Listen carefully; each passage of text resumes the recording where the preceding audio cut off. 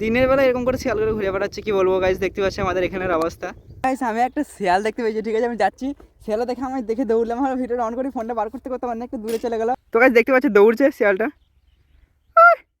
Guys আমি ভেবেছিলাম একটা শিয়াল, কিন্তু একটা না দুটো শিয়াল, এইদিকে একটা কাজ দেখতে পাচ্ছ, বেশি দূরে না শিয়ালটা গাইস, দেখতে পাচ্ছ এই যে একটা শিয়াল, আর ওই দিকে একটা চলে গেল। So hey guys, good morning. এই গল্পটা কয়েকদিন আগেকার। হ্যাঁ, সেদিন সকালবেলাতে আমার আব্বা বলছিল চল মাঠে একটু কাজ আছে, আর আমি তো একেবারে কাজ করে সব ফাটিয়ে দিই, কি বলবো। যাই হোক, কয়টা বস্তার মধ্যে ধানের বীজ ছিল, আর এখানের মধ্যে একটা বস্তা আমার কেটিএমটার উপর চাপিয়ে দিলাম। তো গাইস আমি কিন্তু এই বীজ ধানগুলো আমার কেটিএমটা চাপিয়ে এখন মাঠের সাইডে চলে এসেছি। হালকা করে একটা রাস্তা পেয়েছি, এই যে গুলোর মতো আছে, চালিয়ে নিয়ে যায়নি কারণ বস্তাটা পড়ে যেতে পারে। আজকের দিনটা কষ্ট করতে হবে, আর কালকে হালকা করে কষ্ট করতে হবে, তারপরে না জিত করে ভিডিও বানাতে হবে। তো বেশি না হবে, এখন আমি আব্বার কাছে যাই এই ধানটা নিয়ে। তো গাইস তারপরে চলে গিয়েছিলাম আমি আমাদের মাঠে। হ্যাঁ, এখানে আমার আব্বা ধানের বীজ ফেলছিল, আর আমি তো সেরকম কোনোদিন মাঠে আসিই না, আর আজকে এলাম আব্বাকে হালকা পাতলা করে হেল্প করতে।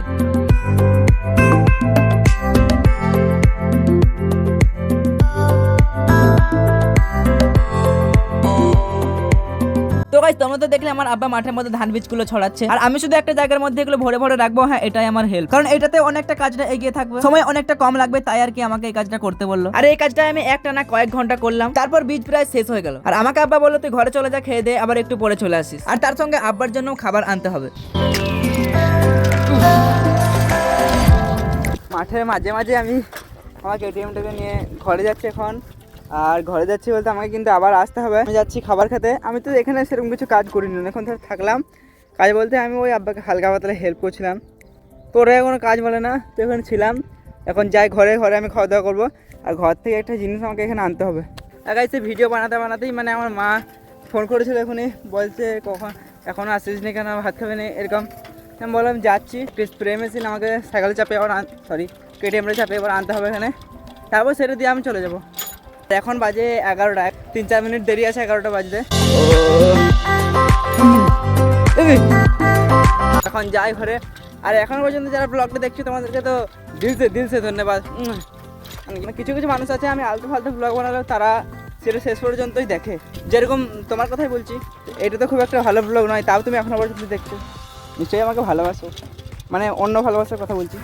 আমি যদি এখন ভিডিও বানাতে বানাতে যাই তাহলে অনেকটা লেট হয়ে যাবে, ভিডিওটা কিছুক্ষণ অফ রাখি, আর আমি রকেটের গতিতে ঘরে চলে যাই, ঠিক আছে? তোমরা দেখতে থাকো। তো গাইস তারপর ঘরে গিয়ে হালকা রোদের মধ্যে থপাস করে বসে পড়লাম খাবার খাওয়ার জন্য, আর ভাবটা এমন করছিলাম মনে হচ্ছিল অনেক কিছু করে চলে এসেছি মাঠের মধ্যে। আসলে ঢং করতে একটু বেশি ভালো লাগে তো।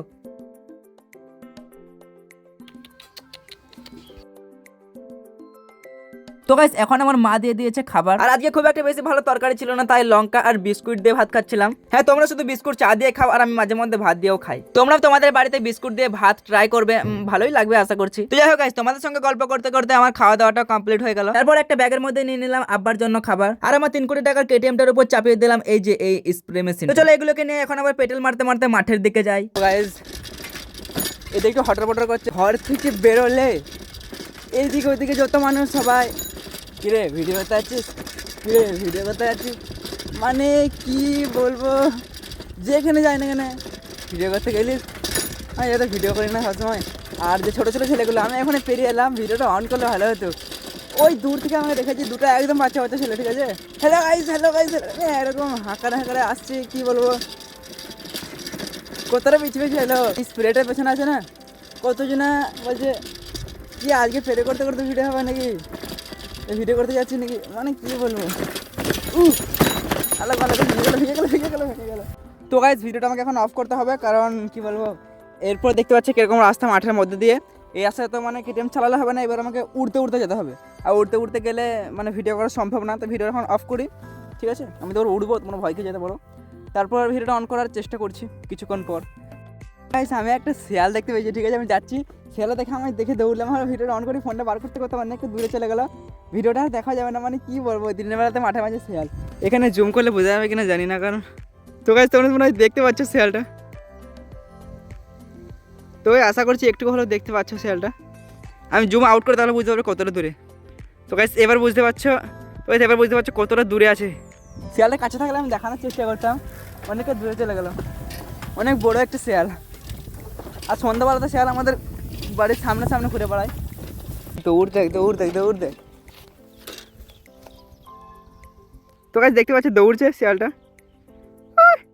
গাইস আমি ভেবেছিলাম একটা শিয়াল, কিন্তু একটা না দুটো শিয়াল, এদিকে একটা কাছে। আমি দেখিনি তখন ভিডিওটা করা হতো।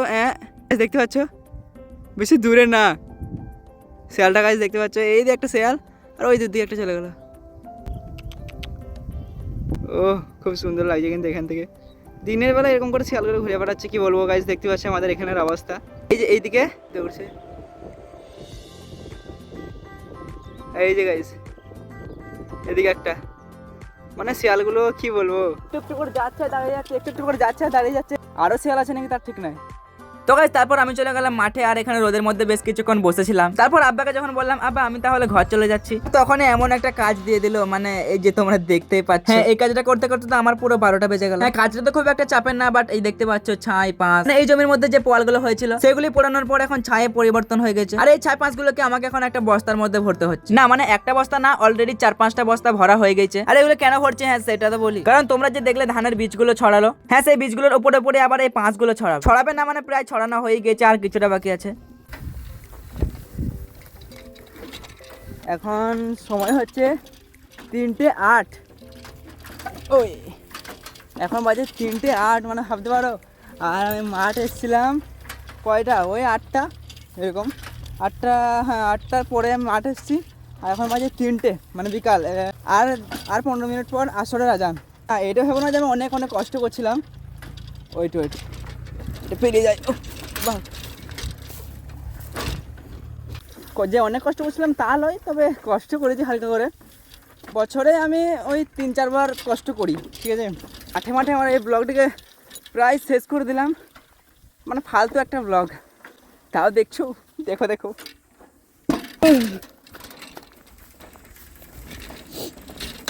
এবার শুধু একটাই ভয় আমার, 3টে বেরিয়ে গেছে, মানে গাটা ধুবো কী করে।